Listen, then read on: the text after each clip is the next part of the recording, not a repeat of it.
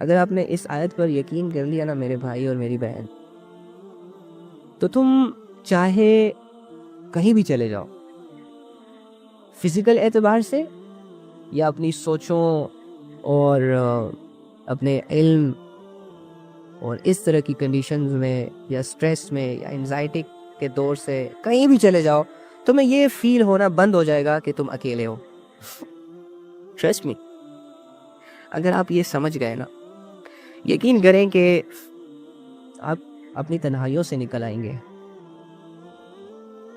تمہارا یہ جو گلا شکوہ ہے تم سے خود سے کہ مجھے کوئی سمجھ نہیں رہا، تمہارا یہ جو گلا شکوہ ہے خود سے کہ یار میرا کوئی دوست نہیں ہے، میرا کوئی اپنا نہیں ہے، میں اپنے دکھوں میں اپنے دردوں میں اکیلا ہوں، کوئی نہیں ہے یار، یہ گلے شکوے ختم ہو جائیں گے اگر آپ نے اس آیت کو سمجھ لیا. ٹھیک ہے، اللہ فرما رہے ہیں کہ وَنَحْنُ أَقْرَبُ إِلَيْهِ مِنْ حَبْلِ الْوَرِيدِ، ہم اس کی شہرک سے بھی زیادہ اس کے قریب ہے، شہرک سے بھی زیادہ اس کے قریب ہے. بہت غور سے سنیے گا اس بات کو. مجھے بتائیں کہ اگر میں آپ سے ایک کویسچن کروں کہ آپ اس دنیا میں سب سے زیادہ کسے جانتے ہو، تو آپ کا آنسر کیا ہوگا؟ ماں کو؟ نہیں، تم جھوٹ بول رہے ہو. باپ کو؟ نہیں، تم نہیں جانتے باپ کو. بھائی کو؟ تم بھائی کو بھی نہیں جانتے. بہن کو؟ نہیں، تم بہن کو بھی نہیں جانتے. گرل فرینڈ بوائے فرینڈ وغیرہ؟ نہیں، تم اس کو بھی نہیں جانتے. ان نون پرسنز جن کے چہرے تم پڑھ لیتے ہو، ایسے لوگوں کو نہیں، تم کسی کو نہیں جانتے. سب سے زیادہ ایک ایسی پرسنالٹی ہے، ایک ایسی شخصیت ہے کہ جس کو تم مکمل طور پر جانتے ہو کہ وہ کیسا ہے، وہ کیا کرتا ہے، اس کی نیچر کیا ہے، وہ بولتا کیسے ہے، وہ کیوں بول رہا ہے، وہ اچھا بول رہا ہے، برا بول رہا ہے، اس کی نیت کیا ہے، وغیرہ وغیرہ. ایک ایسا شخص ہے جس کو آپ پراپر طریقے سے جانتے ہو. باقی دنیا میں جتنے بھی لوگ آپ کے سامنے ہیں یا آپ کی زندگی میں موجود ہیں، آپ ان میں سے کسی کے اوپر بھی یہ دعویٰ نہیں کر سکتے کہ میں اس کو بہت اچھے طریقے سے جانتا ہوں. تم نہیں جانتے کسی کو. تم اپنے دوست کو اگر اچھے طریقے سے جانتے ہیں تو تم اس کے دکھوں میں اور اس کی پریشانیوں میں اس کے ساتھ کھڑے ہوتے. تم اگر اپنی ماں کو اچھے طریقے سے جانتے نا تو تم اس کے احکامات کو دل کی خوشی کے ساتھ پورا کرتے. تم اگر اپنے باپ کو اچھے طریقے سے جانتے نا تو تم اس کی پریشانیوں سے پریشان ہو جاتے، اس کی خوشی سے خوش ہو جاتے اور اس کی پرابلمس کو اپنا پرابلم سمجھتے. میٹھی میٹھی باتیں نکلتی تمہارے منہ سے ان کے لیے، لیکن تم جانتے نہیں ہوتے کسی کو سم ٹائمز. اسی وجہ سے تم ان کے حقوق میں بے پرواہی کر دیتے ہو، یا وہ جیسے آپ سے ایکسپیکٹ کر رہے ہوتے ہیں آپ ان کی ایکسپیکٹیشن پر پورا نہیں اتر رہے ہوتے، جسٹ بیکاز آف کہ آپ کو نہیں پتا ہوتا کہ اس کے دل میں کیا چل رہا ہے. ٹھیک ہے، لیکن ایک پرسنالٹی، ایک شخصیت ایسی ہے کہ جس کو آپ 100% جانتے ہو، 100%. باقی دنیا میں جتنی بھی چیزیں ہیں، جتنا بھی لوگ ہیں، اس سے بس تھوڑا بہت علم ہے آپ کے پاس. جیسے کہ میرے سامنے یہ گلاس ہے، اس گلاس کا علم میرے سامنے صرف اتنا ہی ہے کہ یہ ایک گلاس ہے، اس میں لوگ پانی پیتے ہیں، اگر اس میں پانی ڈالا جائے تو ادھر ادھر نہیں جاتا. That's it. اگر بک ہے میرے سامنے تو مجھے بک سے جڑی 2-4 باتیں ہی پتہ ہے، کسی نے لکھی ہے، پھر کسی نے پرنٹ کی ہے اور اس میں اچھی اچھی باتیں لکھی ہیں، فلاں فلاں فلاں. اگر ایک لیپ ٹاپ ہے تو مجھے چھوٹی بہت چیزیں جو سامنے، یار اس کی اسکرین ہے، اس میں یہ ہوتا ہے وہ ہوتا ہے، تھوڑا بہت علم ہمیں چیزوں کا دیا گیا. لیکن ایک پرسنالٹی ہے جس کو ہم اچھے طریقے سے جانتے ہیں، اور وہ پرسنالٹی کوئی اور نہیں ہے، وہ شخصیت کوئی اور نہیں ہے، وہ آپ ہیں. آپ اپنے آپ کو بہت اچھے طریقے سے جانتے ہو کہ آپ کیسے ہو. آپ جب بولتے ہو نا تو آپ کو پتہ چل جاتا ہے کہ آپ کس نیت سے بول رہے ہو. آپ کو جب کوئی درد ملتا ہے نا تو آپ کو پتہ چلتا ہے کہ اس درد کا اثر کیا ہے، تاثیر کیا ہے. آپ اپنے آپ کو بہت اچھے طریقے سے جانتے ہو، رائٹ؟ آپ کے پاس اپنا سارا علم موجود ہے، کوئی دوسرا آپ کو نہیں جان سکتا. لیکن آپ اپنے آپ کو جانتے ہو کہ آپ کیا فیل کرتے ہو، آپ کیا سوچتے ہو، آپ کے مشنز کیا ہیں، آپ کے ویژنز کیا ہیں، آپ کے گولز کیا ہے، آپ کرنا کیا چاہتے ہو، آپ کا نام کیا ہے، آپ کی تھنکنگ کیسے ہے، آپ کی کمپنی کیسے ہے، آپ کن لوگوں میں اٹھنا بیٹھنا پسند کرتے ہو, آپ کن لوگوں میں اٹھنا بیٹھنا پسند نہیں کرتے, آپ کو کون سی بات اچھی لگتی ہے, آپ کو کون سی بات بری لگتی ہے, آپ کن اعمال میں ویک ہو, کن اعمال میں اسٹرانگ ہو, وغیرہ وغیرہ. ایک لامحدود علم کا خزانہ جو آپ سے جڑا ہوا ہے, یہ سارا علم تمہیں پتہ ہے, تم اپنے آپ کو بہت اچھے طریقے سے جانتے ہو. اوکے, اللہ یہاں پر یہ جو کہہ رہے ہیں نا کہ ہم وَنَحْنُ أَقْرَبُ إِلَيْهِ مِنْ حَبْلِ الْوَرِيدِ, کہ ہم اس کی شہرک سے بھی زیادہ اس کے قریب ہیں. اگر یہ کہا جائے کہ اللہ آپ سے یہ کہنا چاہ رہے ہیں نا کہ جس طرح تم اپنے آپ کو جانتے ہو نا, اور جس طرح تمہارے سامنے تمہارے حالات آتے ہیں, اور جس طرح تم اپنے حالات سے متاثر ہوتے ہو, اچھی چیزوں سے خوش ہو جاتے ہو, بری چیزوں سے پریشان ہو جاتے ہو, وہ اچھائی والی فیلنگز جو تم فیل کرتے ہو, وہ برائی والی فیلنگز جو تم فیل کرتے ہو, جب تم ہرٹ ہوتے ہو تو کیسا فیل کرتے ہو, جب تم انکمپلیٹ ہوتے ہو تو کیسا فیل کرتے ہو, جب تم سٹریس میں جاتے ہو تو کیسا فیل کرتے ہو, جب تم تنہائی میں رہتے ہو تو کیسا فیل کرتے ہو, جب تم بولتے ہو تو کس نیت سے بولتے ہو, وغیرہ وغیرہ وغیرہ وغیرہ. یہ جتنا تم اپنے آپ کو جانتے ہو نا, اللہ فرما رہے ہیں میں اس سے بھی زیادہ تمہیں جانتا ہوں, میں تمہاری شارک کے قریب ہوں. تم کیا اپنے آپ کو ڈیپلی فیل کرو گے, تم کیا اپنی سوچوں میں ڈیپتھ تک جاؤ گے. اللہ فرما رہے ہیں میں تمہارے شارک کے بھی قریب ہوں, میں تمہیں تم سے بھی زیادہ جانتا ہوں. تو سوچے, جب ایک انسان یہ سوچے کہ یار مجھے کوئی سمجھ نہیں رہا, تو اس انسان کو کیا یہ نہیں سوچنا چاہیے کہ یار میرا رب میرے شارک کے قریب ہے اور اس نے یہ فیصلہ کیا ہے اور وہ قادر ہے ہر بات پر, وہ مجھ سے زیادہ جانتا ہے. جب تم تنہائی کا شکار ہوتے ہو تو کیا یہ ایک پل کے لیے یہ نہیں سوچ سکتے کہ وہ رب جو میرے شارک کے قریب ہے وہ مجھ سے دور نہیں ہے, میرے قریب ہے.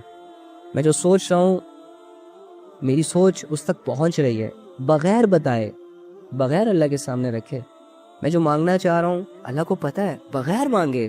ابھی میں نے مانگا بھی نہیں, ابھی میں نے اپنے دل کے الفاظوں کو زبان پر لایا ہی نہیں, اس سے پہلے میرے اللہ کے پاس ہے, موجود ہے, پہنچ چکے ہیں. یار جب اتنی بڑی ذات آپ کے ساتھ ہے, آپ کے شارک کے قریب ہے, اتنی بڑی ذات, اتنی لوئل ذات, اتنی علیم ذات, اتنی کبیر ذات, اتنی محبت والی ذات, اور اتنی غفور اور معاف کرنے والی ذات آپ کے شارک کے قریب ہے, آپ سے زیادہ وہ آپ کو جانتا ہے. ٹینشن کس بات کی, پریشانی کس بات کی؟ پھر تو مجھے ریلیکس ہونا چاہیے. جب میرے سارے معاملات اللہ کو پتہ ہیں اور میرے سارے معاملات ہینڈل بھی اللہ نے کرنے ہیں, جب میرے سارے معاملات سیٹ بھی اللہ نے کرنے ہیں اور ان پر سزا اور جزا کا فیصلہ بھی اللہ نے کرنا ہے, تو میں اپنی چھوٹی چھوٹی پریشانیوں کو لے کر پریشان کیوں ہو جاؤں؟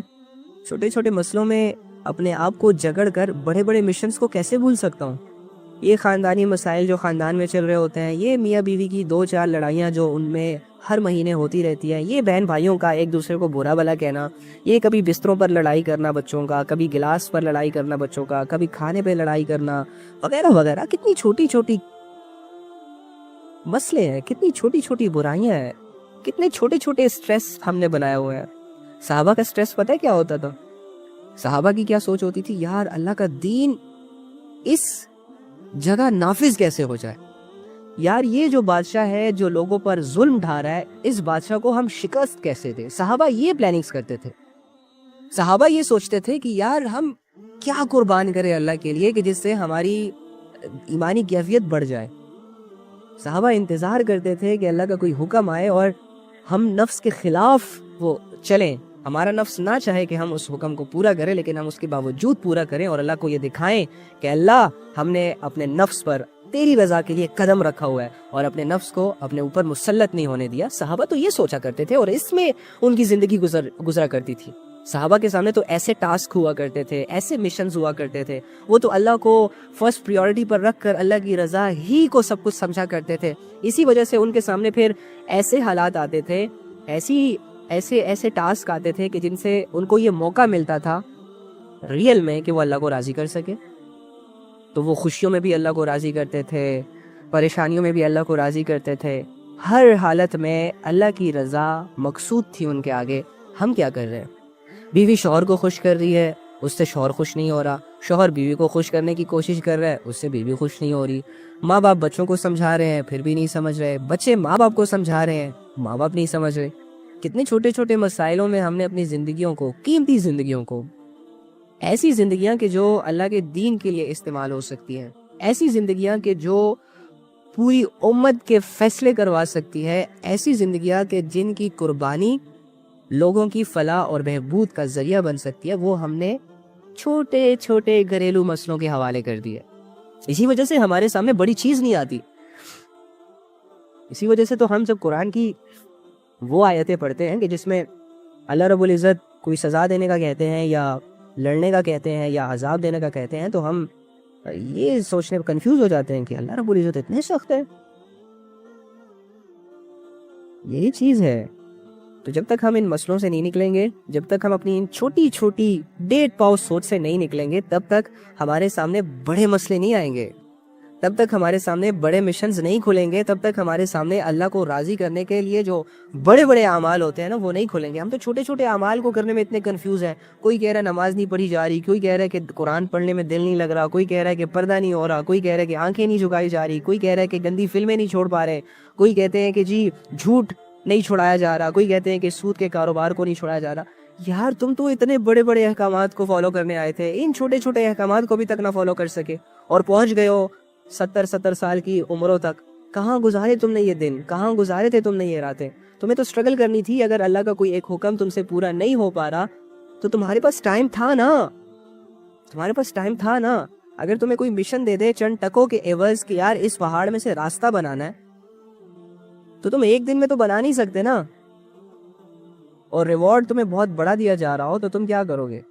یار پہاڑ بہت بڑا ہے، نہیں ٹوٹے گا مجھ سے، ایسا کہتے نہیں۔ جب تم دیکھتے نا او ہو مجھے تو اتنی چھوٹی سی محنت پہ کروڑوں مل رہے ہیں، چلو کرتا ہوں، آہستہ آہستہ توڑتا ہوں، ٹائم کی لمٹ ہی نہیں ہے۔ مالک نے یہ تو نہیں کہا کہ ہفتے میں تمہیں توڑنا ہے، مالک نے یہ تو نہیں کہا کہ پہاڑ کو جو ہے وہ مہینوں میں توڑنا ہے، بھائی بس توڑنے کی کوشش کرو۔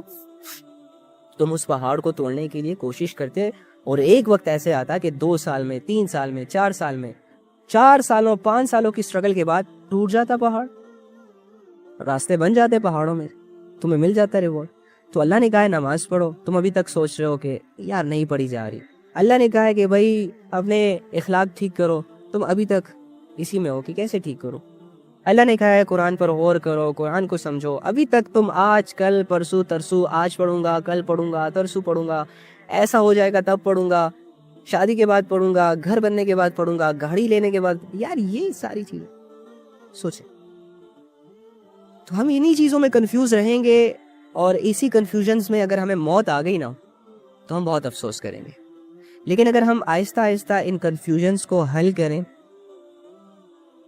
آہستہ آہستہ اگر ہم چھوٹی چھوٹی سٹرگلز کریں اللہ کے تمام احکامات کو پورا کرنے کی، تو ہم ایک دن ایسا آئے گا کہ ہم بہت نیک انسان بن جائیں گے، متوکلین بن جائیں گے۔ یا چلو اگر متوکلین نہیں بن سکتے، شکر گزار بندے نہیں بن سکتے، عبادت گزار بندے نہیں بن سکتے، صالحین نہیں بن سکتے، یار ایک اچھے خطا کار تو بن جائیں گے نا۔ اچھا خطا کار کسے کہتے ہیں؟ جو خطا کے بعد اللہ رب العزت سے معافی مانگے۔ ایک اچھے گناہگار تو بن سکتے ہیں نا۔ اچھا گناہگار کسے کہتے ہیں؟ جو نہ چاہتے ہوئے ایک گناہ کے قریب چلا جائے اور پھر واپس ہو جائے اور یہ کہہ دے کہ مجھے اللہ کا ڈر روک رہا ہے، یا اگر وہ گناہ کر لے تو اس گناہ کو کرنے کے بعد اللہ سے گر گڑا کے معافی مانگ لے۔ اتنی ایبیلٹیز تو ہم اپنے اندر پیدا کر ہی سکتے ہیں نا۔ اگر ہم نے ابھی تک یہ نہیں سیکھا کہ بھاگنے کے بعد لوٹنا کیسے ہے، گرنے کے بعد اٹھنا کیسے ہے، رب کو ناراض کرنے کے بعد رب کو راضی کیسے کرنا ہے، گناہوں کے بعد گناہوں کو پاک کیسے کرنا ہے، نافرمانی کے بعد توبہ کیسے کرنی ہے، تو ابھی تک تو ہم نے کچھ سیکھا ہی نہیں۔ پھر تو کچھ سیکھا ہی نہیں ہم نے، کیونکہ یار میں انسان ہوں، مجھ پر 5 نمازیں فرض ہیں، مجھ پر والدین کے احکامات کو پورا کرنا، ان کو ماننا، ان کی خدمت کرنا فرض ہے، مجھ پر بیوی کے حقوق ہیں، مجھ پر بچوں کے حقوق ہیں، مجھ پر بہن بھائیوں کے حقوق ہیں، مجھ پر قرآن پڑھنا، اس کو سمجھنا اور اس کے قاعدے قانون کے مطابق اپنی زندگی گزارنا فرض ہے، مجھ پر اللہ رب العزت کی طرف سے جہاد فرض ہے، مجھ پر اللہ رب العزت کی طرف سے پردہ فرض ہے، مجھ پر اللہ رب العزت کی طرف سے سچ فرض ہے، مجھ پر اللہ رب العزت کی طرف سے نبی صلی اللہ علیہ وآلہ وسلم کو فالو کرنا فرض ہے. اب اتنے سارے کام جب میں کروں گا تو ظاہری سی بات ہے مجھ سے غلطیاں ہوں گی, مجھ سے حکم ٹوٹیں گے, مجھ سے کمزوریاں ہوں گی, میں گروں گا.